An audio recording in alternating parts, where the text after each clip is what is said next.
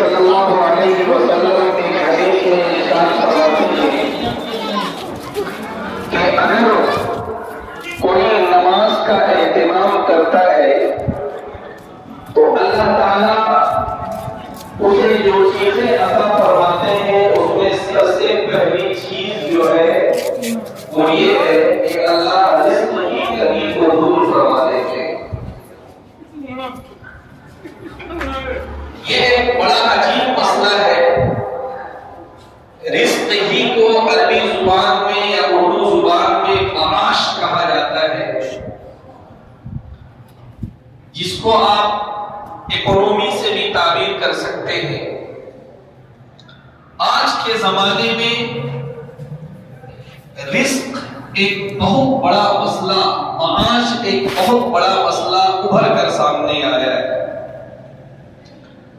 حالانکہ بزرگوں نے بڑی اچھی بات کہی ہے کہ مومن ہونے کی حیثیت سے معاش ہمارا بڑا مسئلہ نہیں ہے، بلکہ معاد ہمارا بڑا مسئلہ ہے۔ ایک مومن ہونے کی حیثیت سے آخرت کی زندگی، جسے ہم معاد سے تعبیر کرتے ہیں، جسے معاد بولا جاتا ہے، آخرت کی زندگی اور اس زندگی میں کامیابی کا حصول، یہ ایک مومن کے نزدیک اور مسلمان کے نزدیک سب سے بڑا مسئلہ ہونا چاہیے۔ جہاں تک دنیاوی زندگی کا تعلق ہے، اس دنیا میں زندگی گزارنے کا تعلق ہے، اور زندگی گزارنے کے لیے جو بنیادی اسباب ہمیں ضرورت کے طور پر جن کی ہمیں ضرورت ہوتی ہے، اس کی بات ہے، ایک مومن کے نزدیک وہ بہت بڑا مسئلہ نہیں ہونا چاہیے۔ گویا کہ ایک مومن کا اصل جو مسئلہ ہے وہ معاد کا مسئلہ ہے، معاش کا جہاں تک مسئلہ ہے تو وہ مومن کا اصل مسئلہ نہیں۔ لیکن آج بدقسمتی سے مسئلہ یہ ہے کہ ہم اس مسئلے کو اتنی زیادہ اہمیت دیتے ہیں کہ بسا اوقات اس کی وجہ سے ہم فرائض سے غفلت کرتے ہیں، بسا اوقات اس کی وجہ سے ہم احکام خداوندی سے غفلت کرتے ہیں، بسا اوقات ہم اس کی وجہ سے دین کی باتوں سے غفلت کرتے ہیں۔ لیکن اگر کسی کو اپنے معاش کے مسئلے میں بھی وسعت چاہیے، اگر کسی کو اپنے رزق کے مسئلے میں بھی وسعت اور فراوانی چاہیے، تو اللہ کے رسول صلی اللہ علیہ وسلم نے فرمایا کہ اسے بھی نماز کا اہتمام کرنا چاہیے۔ اور جو شخص نماز کا اہتمام کرتا ہے، اللہ کی طرف سے سب سے پہلی جو نعمت اسے عطا کی جاتی ہے وہ یہ ہے کہ اللہ سبحانہ و تعالی رزق کی تنگی کو دور فرما دیتے ہیں۔ تنگی رزق اس کی ایک شکل یہ ہوتی ہے کہ انسان کی ضرورتیں زیادہ ہیں لیکن اس کی آمدنی کم ہے۔ اس کم آمدنی سے انسان اپنی ضرورت کی تکمیل نہیں کر پا رہا ہے، اس کم آمدنی سے انسان کے جو تقاضے ہیں ان تقاضوں کو وہ پورا نہیں کر پا رہا ہے۔ رزق کی تنگی کی ایک شکل یہ ہوتی ہے، لیکن رزق کی تنگی کی ایک دوسری شکل یہ بھی ہے کہ آمدنی کے ذرائع بے شمار ہیں، مہینوں گھر میں لاکھوں کی آمدنی ہو رہی ہے، کمانے والے ایک نہیں دو ہیں، میاں بیوی مل کر کما رہے ہیں، باپ بیٹے مل کر کما رہے ہیں، کئی بھائی مل کر کما رہے ہیں۔ اگر جوڑا جائے تو پورے گھر میں 4 لوگ 5 لوگ مل کر کام کر رہے ہیں، کما رہے ہیں، مہینے میں لاکھوں روپے آ رہے ہیں، لیکن اس کے باوجود وہ پیسے کہاں جا رہے ہیں، کہاں استعمال ہو رہے ہیں، گھر والے پریشان ہیں۔ رزق کی تنگی کی ایک دوسری شکل یہ بھی، اور آپ میری اس بات سے تصدیق کریں گے کہ آج کے زمانے میں کمانے کے بے شمار اسباب اور وسائل پیدا ہو گئے. انسان اگر تھوڑی سی محنت کر لے تو جو بنیادی ضرورتیں ہیں اس کے بقدر انسان کمائی کر لیتا ہے. پہلا والا مسئلہ بہت بڑا مسئلہ نہیں ہے، لیکن یہ جو دوسرا والا مسئلہ ہے، آمدنی خوب ہے، ہم جوڑتے ہیں تو مہینے کے 5 لاکھ روپے کی آمدنی پورے گھر والے مل کر کر رہے ہیں، لیکن وہ پیسے کہاں جا رہے ہیں، کہاں خرچ ہو رہے ہیں، خود گھر والے جو ہے اس کا اندازہ لگانے سے بے بس ہے. تو تنگی رزق کی یہ دونوں شکلیں ہیں، اور ان دونوں شکلوں سے بسا اوقات ہم جوجھ رہے ہوتے ہیں. خوب حساب لگا لیجیے، کسی اکنومی کے ماہر کو بلا کر خوب اس سے سمجھ لیجیے، مسئلے حل ہونے والے نہیں ہیں. اگر ہم واقعی اس مسئلے کو حل کرنا چاہتے ہیں تو اللہ اور اس کے رسول نے ہمیں جو نسخہ بتایا ہے وہ نسخہ یہ ہے کہ ہم نماز کا اہتمام کریں. آپ کہیں گے مولانا کیا الٹی سیدھی بات آپ کر رہے ہیں، یہاں مسئلہ پیسے کا ہے، یہاں مسئلہ اس کا ہے کہ صاحب آمدنی اتنی ہو رہی ہے، خرچے بہت بڑھ گئے ہیں، کہاں مسئلہ کیا ہے، آپ حل کیا بتا رہے ہیں؟ جی، ایک مومن جو غیب کی باتوں پر ایمان رکھتا ہے، جو اللہ کے وعدوں پر ایمان رکھتا ہے، تقاضا یہی ہے اس کی عقل کو سمجھ میں آئے نہ آئے، لیکن اللہ اور اس کے رسول نے جو نسخے دیے ہیں انہی نسخوں کو اپنانا چاہیے. قرآن پاک میں اللہ تعالیٰ نے ایک موقع پر فرمایا فَأَمَّا الْإِنسَانُ إِذَا مَا ابْتَلَاهُ فَقَدَرَ عَلَيْهِ رِزْقَهُ فَيَقُولُ رَبِّي أَهَانَنِ. انسان کو اللہ تعالیٰ کبھی کبھی آزماتے اور اس کے رزق میں تنگی کر دیتے.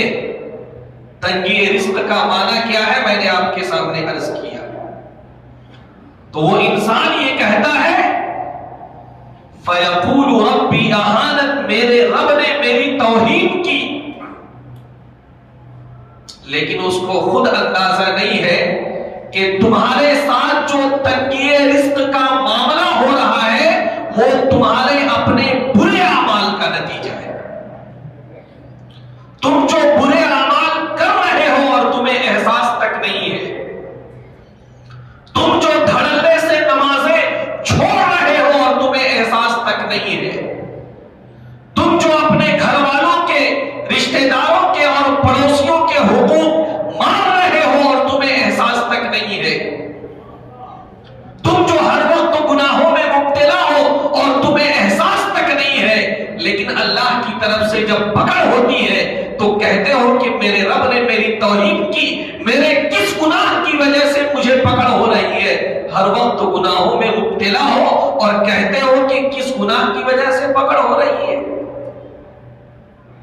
کلا بل لا تکرمون الیتیم ولا تحاضون علی طعام المسکین وتأکلون التراث اکلا لما وتحبون المال حبا جما. مال کی تنگی کی شکایت کرتے ہو، مال خوب ہے کہاں خرچ ہو رہا ہے اس کی پریشانی کی شکایت کرتے ہو، لیکن تم یہ نہیں سمجھتے کہ اس مال کے تعلق سے اللہ نے جو حقوق متعین کیے تھے ان حقوق کی تم پامالی کر رہے ہو، جس کی وجہ سے تمہیں تنگی رزق میں مبتلا کیا گیا. عدم اہتمام نماز کی وجہ سے تمہیں تنگی رزق میں مبتلا کیا گیا ہے. کلا بل لا تکرمون الیتیم، تم تو یتیموں کا اکرام نہیں کرتے ہو. جی، یتیموں کے ساتھ حسن سلوک کا مطالبہ ہے، یتیموں کے ساتھ اکرام کا مطالبہ ہے، یتیموں کے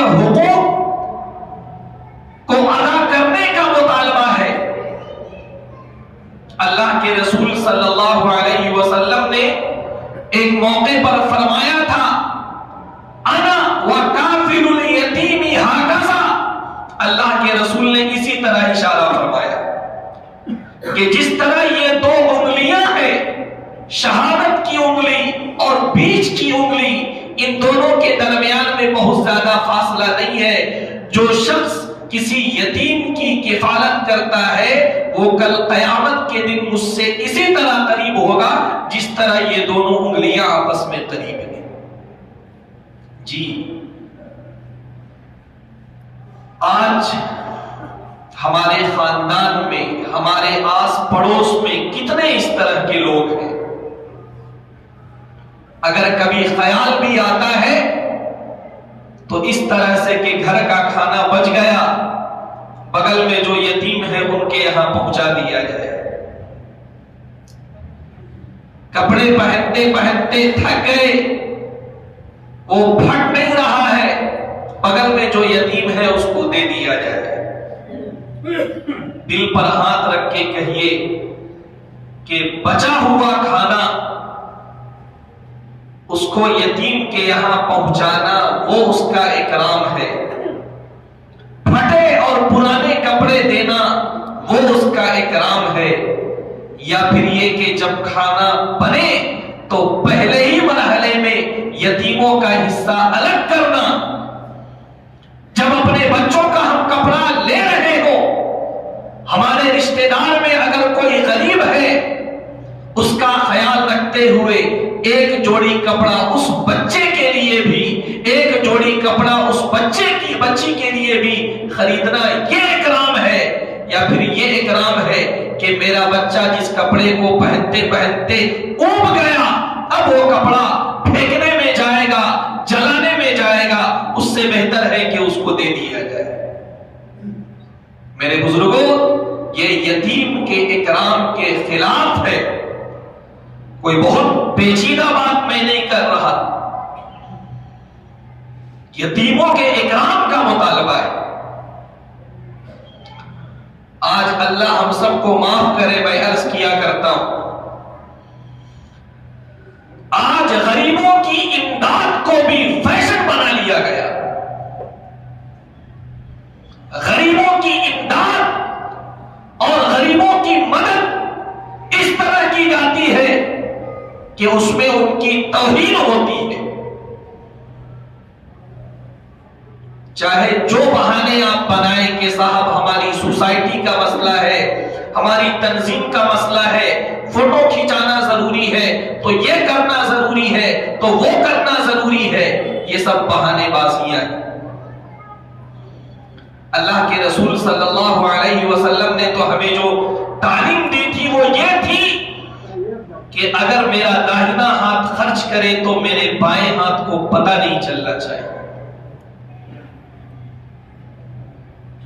اور تھوڑی دیر کے لیے غور کریں، یہ جو عورت آج بیوہ ہو چکی ہے، کل اس کے سر پہ بھی کسی شوہر کا ہاتھ تھا، لیکن اللہ کا فیصلہ، اللہ کی قضا، اب وہ جو ہے اس دنیا میں نہیں۔ یہ جو یتیم بچے ہیں جو کہ آج مجبور ہو گئے، کل ان کی بھی لاڈ اٹھانے والا کوئی باپ تھا جو ان کی لاڈ اٹھایا کرتا تھا، لیکن اللہ کا فیصلہ اب وہ اس دنیا میں نہیں ہے، لیکن ہم ان کے ساتھ کوئی امداد کا بھی معاملہ اگر کرتے ہیں، انہیں لائن پر کھڑا کرتے ہیں، انہیں ہم وقت دیتے ہیں، فلاں تاریخ میں آنا، فلاں وقت میں آنا، یہ میرے آرام کا وقت ہے، یہ میری مشغولیت کا وقت ہے، یہ صاحب اس وقت میں اپنے خاص لوگوں کے ساتھ بیٹھا ہوا ہوں، کہاں تم چلی آئی، کہاں تم لوگ چلے آئے۔ ہمیں اللہ کا احسان ماننا چاہیے کہ ہمارے پڑوس میں غریب لوگ ہیں، ہمیں اللہ کا احسان ماننا چاہیے کہ ہمارے آس پاس میں بیوہ عورتیں ہیں، ہمیں اللہ کا احسان ماننا چاہیے کہ ہمارے آس پاس میں یتیم بچے ہیں، ان کے بہانے ہم کتنی نیکیاں کما سکتے ہیں۔ ان کا خیال رکھ کے ہم اللہ کے رسول کی قربت حاصل کر سکتے ہیں. لیکن آج یہ سب باتیں ختم. اگر امداد کرنا بھی ہے تو اس وجہ سے کہ ہماری تنظیم کا نام ہو، ہماری تنظیم میں زیادہ سے زیادہ فنڈ آئے.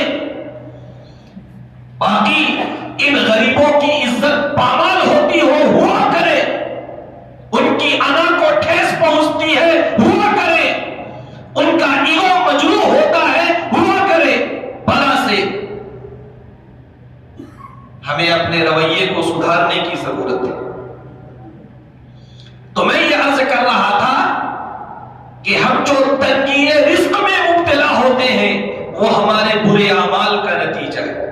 قرآن کہہ رہا ہے کہ اللہ کی طرف سے تنگی رزق کا جب فیصلہ ہوتا ہے تو تم غور کرو، کہیں ایسا تو نہیں ہے کہ تم یتیموں کے ساتھ بے اکرامی کا معاملہ کر رہے ہو. کلا بل لا تکرمون الیتیم ولا تحاضون علی طعام المسکین.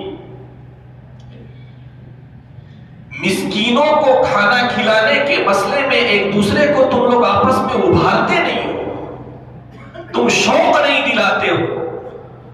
تمہارے درمیان میں اگر کمپٹیشن ہوتا ہے تو اس بات میں کہ میری بیٹی کی شادی میں 100 آئٹم بنیں گے، چاہے وہ سارے برباد کیوں نہ ہو جائے. میرے بیٹے کے عقیقے میں فلاں جگہ سے کھانا آئے گا. جی لیکن اس میں کمپٹیشن نہیں ہوتا ہے کہ میں اس سال 10 یتیموں کی کفالت کروں گا، میں اس سال اتنی بیواؤں کی کفالت کروں گا اور اس طرح کروں گا کہ کسی کو پتہ بھی نہیں چلے گا. اس میں کوئی کمپٹیشن نہیں.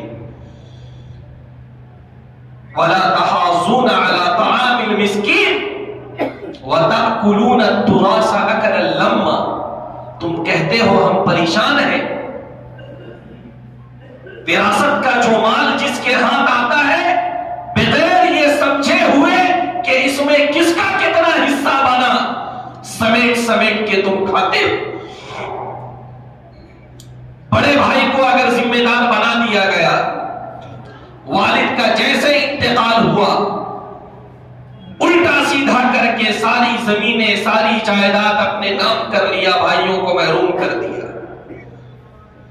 اور بہنوں کو حصہ دینے کا تو خیر کوئی مسئلہ ہی نہیں. ہم یہ سمجھتے ہیں کہ ہم نے شادیاں کر دی، بہنوں کو رخصت کر دیا، ان کا حق ختم. ایسا نہیں ہے میرے بزرگوں.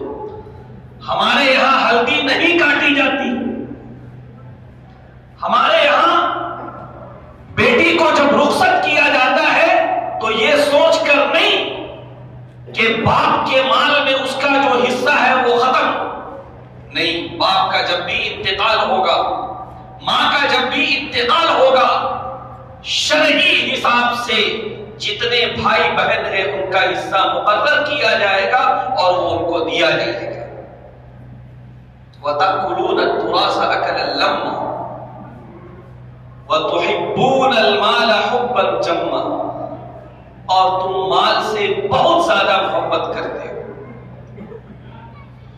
مال کی بہت زیادہ محبت تمہارے دل میں رچی بسی ہے. یہ ہے وہ تمہارے جرائم، یہ ہے وہ تمہارے گناہ جس کی وجہ سے تم تنگی رزق میں مبتلا کر دیے گئے ہو. تم کو یہ لگتا ہے کہ ایک دکان سے خرچہ نہیں پورا ہو رہا ہے 2 دکان کر لیا جائے، ایک مارکیٹ سے نہیں پورا ہو رہا ہے 2 مارکیٹ کر لیا جائے. 10 مارکیٹ کر لو، 10 دکان کر لو، آمدنی کے 100 ذرائع پیدا کر لو.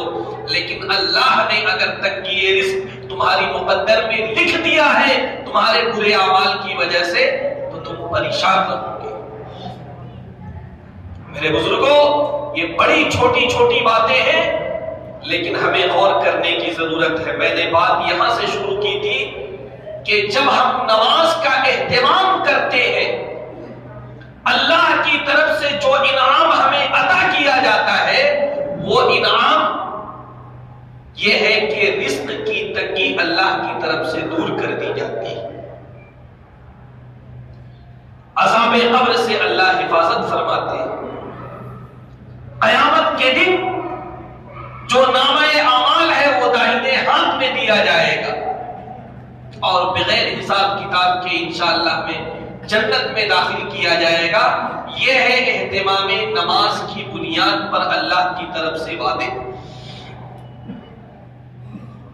میں نے عرض کیا تھا کہ ہم کبھی کبھی یہ سمجھتے ہیں کہ نماز بس ایک عبادت ہے، اگر ہم غور کریں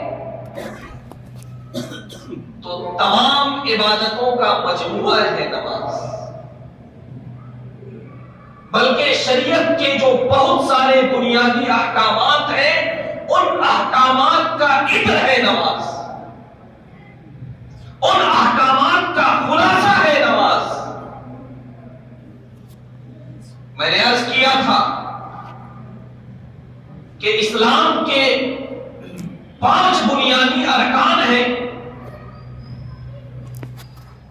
کلمہ شہادت وہ نماز میں ہے، التحیات کا حصہ، روزہ اس کی روح نماز میں ہے، نماز کے درمیان میں بھی ہم کھانے پینے سے پرہیز کرتے ہیں، حج جس کے اعمال کعبۃ اللہ کے گرد گردش کرتے رہتے ہیں، نماز میں بھی ہم کعبے کی طرف رخ کر کے گویا کہ حج کے اعمال کا جو عطر ہے اس کا ہم اہتمام کرتے ہیں۔ ادائیگی زکوٰۃ، میں نے کہا تھا کہ جو اوقات ہم نماز کے لیے فارغ کرتے ہیں، ہو سکتا ہے اس میں اگر کوئی انسان کام کرے تو وہ مال کما لے، تو گویا کہ جب ہم نماز کا اہتمام کرتے ہیں تو اپنے مال کی قربانی کرتے ہیں، زکوٰۃ کی روح بھی نماز کے اندر موجود ہے۔ تلاوت قرآن افضل ترین عبادت، اللہ نے حکم دیا قرآن کی تلاوت کی جائے، اتل ما اوحی الیک من الکتاب، یہ جو قرآن کی شکل میں کتاب آپ کو دی گئی ہے اس کی آپ تلاوت کریں۔ فقرؤوا ما تیسر من القرآن، قرآن کا کچھ حصہ جو بھی ممکن ہو سکے اس کی آپ قرات کریں، اس کی آپ تلاوت کریں۔ آپ کہیں گے نعوذ باللہ نعوذ باللہ کہ ہم اتنے مشغول رہتے ہیں، دسیوں کام ہیں، تجارت کا مسئلہ ہے، زراعت کا مسئلہ ہے، فلاں مسئلے ہیں۔ اللہ کہہ رہا ہے اللہ کو تمہارے سارے مسئلے پتہ ہے۔ سورہ مزمل آپ پڑھیے، فَقْرَؤُوا مَا تَيَسَّرَ مِنَ الْقُرْآنِ وَآخَرُونَ يَضْرِبُونَ فِي الْأَرْضِ يَبْتَغُونَ مِنْ فَضْلِ اللَّهِ وَآخَرُونَ يُقَاتِلُونَ فِي سَبِيلِ اللَّهِ فَقْرَؤُوا مَا تَيَسَّرَ مِنْهُ۔ جی اللہ کو پتہ ہے تمہیں بلینر بننا ہے، تمہیں مہینے میں کروڑوں کمانا ہے، تمہیں 7 لاکھوں کی آمدنی کرنی ہے، تمہیں ٹاپ 10 میں آنا ہے کم سے کم اپنے خاندان میں۔ اللہ کو پتا ہے، کرو تماشے جو کرنا ہے جائز حدود میں رہتے ہوئے، اور اللہ کو یہ بھی پتا ہے کہ کبھی کبھی تم اللہ کے راستے میں نکلو گے، جہاد کرو گے، دشمنوں سے مورچہ لو گے، تلواریں ٹکرائیں گی، لیکن ان حالات میں بھی اللہ کا حکم کیا ہے فَقْرَؤُوا مَا تَيَسَّرَ مِنْهُ، جتنا ممکن ہو سکے قرآن کی تلاوت ضرور کرو، یہ اللہ کا مطالبہ ہے۔ آج تو قرآن کے جو دیگر حقوق ہیں ان کی بات چھوڑیے، اب ہماری زندگی میں تلاوت قرآن رمضان کے لیے رہ گیا ہے۔ اللہ کا شکر ہے شعبان کا مہینہ شروع ہو گیا، رمضان کا مہینہ اس مہینے کے ختم ہوتے شروع ہوگا انشاءاللہ۔ اللہ ہم لوگوں کی زندگی میں برکت دے، رمضان کی برکتوں سے ہم فائدہ اٹھائیں، لیکن اب تو تلاوت قرآن رمضان کے لیے رہ گیا، اور اللہ معاف کرے کہ رمضان میں بھی جو اہتمام پہلے نظر آتا تھا وہ اہتمام اب نہیں ہے.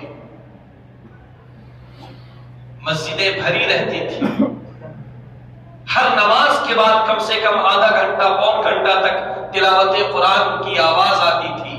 لیکن تھوڑی سی گرمی میں کیا روزہ پڑ گیا، ہم روزہ رکھ کے اللہ کے اوپر احسان کر رہے ہیں. نعوذ باللہ، اتنا بڑا کام ہم کر رہے ہیں اور اس کے بعد الگ سے تلاوت بھی نہیں. میرے بزرگوں کے صحابہ کے واقعات اگر ہم سنیں، گرمی ان کے ساتھ بھی تھی، سردی ان کے ساتھ بھی تھی. آج تو گرمی کے بھگانے کے بے شمار اسباب ہمارے پاس ہے جو اسباب ان کے پاس نہیں تھے. پنکھا ہے، اے سی ہے، کولر ہے، سارے انتظامات ہیں اور اتنے سستے ہو گئے کہ ہر آدمی کی پہنچ میں ہے. لیکن پھر بھی تو ہی اگر نہ چاہے تو بہانے ہزار. تو میں عرض کر رہا تھا کہ نماز وہ تمام عبادتوں کا خلاصہ، تلاوت قرآن اہم ترین عبادت. نماز میں وہ چیز بھی پائی جاتی ہے. ہم سورہ فاتحہ پڑھتے ہیں، ہم سورتوں کی تلاوت کرتے ہیں، تسبیحات کے ذریعے سے اللہ کو یاد کرنا، اللہ کا ذکر کرنا اہم ترین عبادت. اللہ اکبر ایک تسبیح، سبحان اللہ ایک تسبیح، الحمدللہ ایک تسبیح. دیکھیے، جب ایک رکن سے دوسرے رکن کی طرف ہم منتقل ہو رہے ہیں، اللہ اکبر کے ذریعے سے منتقل ہو رہے ہیں. رکوع میں ہم جا رہے ہیں سبحان ربی العظیم، سجدے میں ہم جا رہے ہیں سبحان ربی الاعلی. نماز میں تسبیح بھی ہے، نماز میں تکبیر بھی ہے، نماز میں تحمید بھی ہے. ربنا لک الحمد.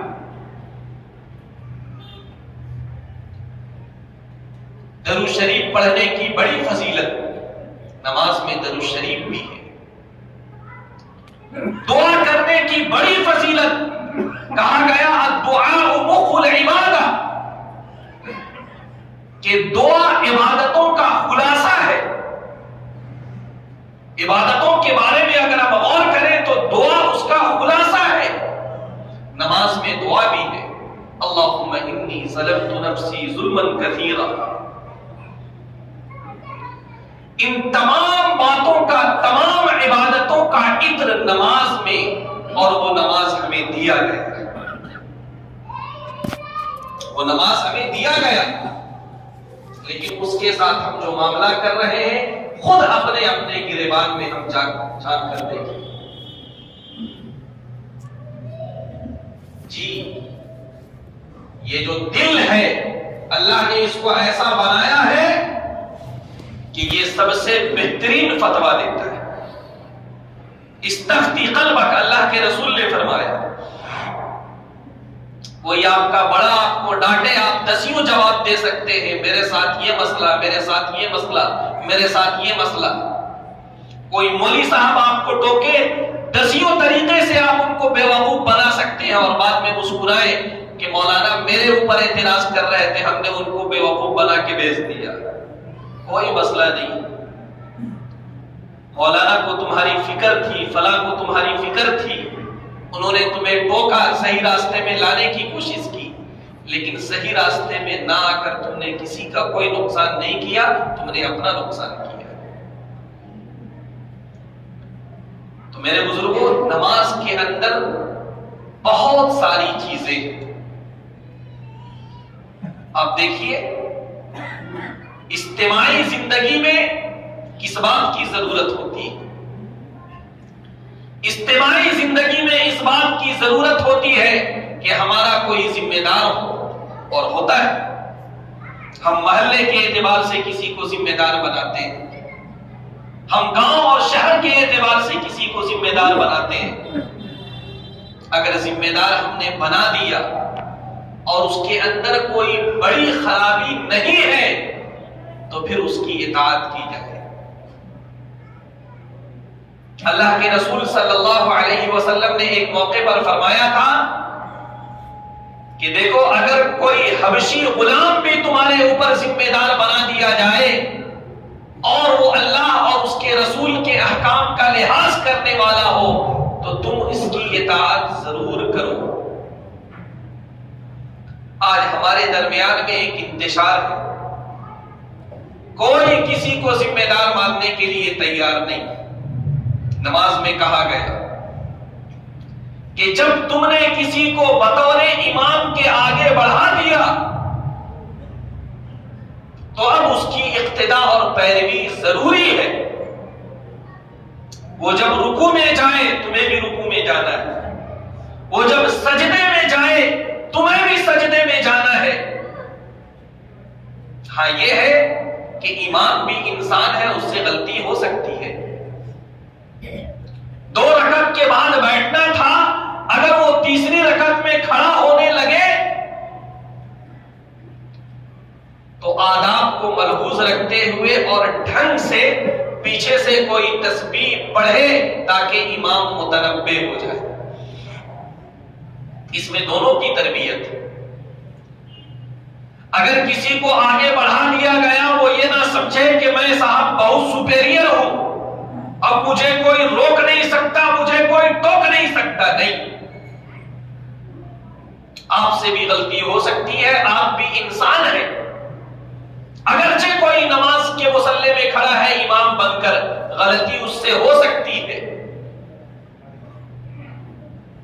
اگر کوئی صحیح ڈھنگ سے لقمہ دے رہا ہے تسبیح کے ذریعے سے، امام کی ذمہ داری ہے کہ وہ اس کو سمجھے کہ ہمیں بیٹھنا تھا ہم بیٹھے، ہمیں کھڑا ہونا تھا ہم کھڑا ہوں۔ وہ یہ نہ کہے کہ صاحب تم کون ہوتے ہو ایک عالم کو لقمہ دینے والے اور ایک حافظ کو لقمہ دینے والے۔ نہیں، اس میں بہت بڑا سبق ہے۔ بسا اوقات ذمہ داری مل جاتی ہے گاؤں کے اعتبار سے، محلے کے اعتبار سے، شہر کے اعتبار سے۔ کسی نے اگر کوئی جائز بات کسی مجمع میں کہہ دی اس وقت تو برداشت کر لیتے ہیں، لیکن ان کے جو آس پاس کے حوالی موالی ہوتے ہیں ان کو وہ پہلے کہہ چکے ہوتے ہیں یا مجلس میں اشارہ کر دیتے ہیں۔ تھوڑا پہچان کے رکھنا، اس کو بڑا اعتراض کرتا ہے، اس کو تھوڑا دم دینے کی ضرورت ہے۔ جی نہیں، آپ کو اللہ نے اگر ذمہ داری دی ہے تو اس کا یہ مطلب نہیں ہے کہ آپ سے کوئی غلطی نہیں ہو سکتی ہے اور صاحب کوئی آپ کے اوپر سوال نہیں کھڑا کر سکتا ہے۔ اگر کوئی جائز حدود میں رہتے ہوئے ڈھنگ کا معقول سوال کرے آپ اس کا معقول جواب دیجیے۔ یہ تعلیمات اگر ہم غور کریں تو نماز کے اندر موجود ہے، لیکن آج ہم نے یہ سمجھ لیا کہ نماز بس ایک رسم ہے، اس کو نبھانا ہے اور بس چلے جانا ہے۔ نماز کی روح کیا ہے، نماز کی حقیقت کیا ہے، اس نماز کے ذریعے سے ہمیں کہاں پہنچانے کی بات کی جا رہی ہے۔ اللہ کے رسول نے تو فرمایا تھا الصلاۃ معراج المؤمن، یہ نماز مومن کی معراج ہے۔ اس اہتمام نماز کی وجہ سے مومن اللہ کے یہاں کیا مقام حاصل کرے گا اس کا کوئی اندازہ نہیں کر سکتا ہے۔ لیکن آج ہم بڑے پروفیشنل ہو گئے، لوگوں نے کہا ہے کہ کوئی گھاٹ کا نمازی ہے، کوئی 8 کا نمازی ہے، کوئی 360 کا نمازی ہے۔ گھاٹ کا نمازی جب نماز جنازہ ہو تب شامل ہو جائے، 8 کا نمازی صاحب جمعہ میں جو ہے شامل ہو جائے، 360 کا نمازی عیدین میں شامل ہو جائے۔ نہیں، ہمیں ٹھاٹ سے نمازی بننا چاہیے، پورے اہتمام سے 5 وقتہ نماز کا اہتمام کرنے والا ہمیں بننا چاہیے۔ اس نماز کے ذریعے سے انشاءاللہ اللہ کی طرف سے دنیا کے جو مسائل ہیں وہ بھی حل ہوں گے اور اللہ نے چاہا تو آخرت کی سربلندیاں بھی ہمیں نصیب ہوگی۔ اللہ سے دعا کرے کہ جو باتیں عرض کی گئی ہیں اللہ ہمیں بھی ان باتوں پر عمل کی توفیق سے نوازے۔ 1-2 منٹ کا وقت لیا جائے گا۔